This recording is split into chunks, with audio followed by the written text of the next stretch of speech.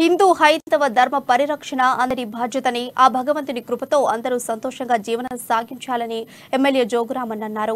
ఆదిలాబాద్ పట్టణంలోని కుమ్మరివాడలో హనుమాన్ భారీ విగ్రహ ప్రతిష్టాపన మహోత్సవం అంగరంగ వైభవంగా జరిగింది. వేద పండితుల వేద మంత్రాలు, ప్రత్యేక పూజాది, హోమాది కార్యక్రమాల నడుమ ఈ విగ్రహ ప్రతిష్టాపన మహోత్సవం కన్నుల పండుగగా సాగింది. కాలనీ వాసులు, హనుమాన్ భక్తులు పెద్ద ఎత్తున తరలివచ్చి ఈ ఘట్టాన్ని కన్నులారా తిలకించారు. కాలనీలో భక్తిభావం పరవశించింది. ఆధ్యాత్మికత వెల్లివిరిసింది. గోపాలకృష్ణ మఠాధిపతి యోగానంద సరస్వతి నేతృత్వంలో ప్రత్యేక పూజలు పూర్తి చేశారు. హనుమాన్ విగ్రహానికి భారీ గజమాల వేసి జై శ్రీరామ్, జై హనుమాన్ నినాదాలతో హోరెత్తించారు.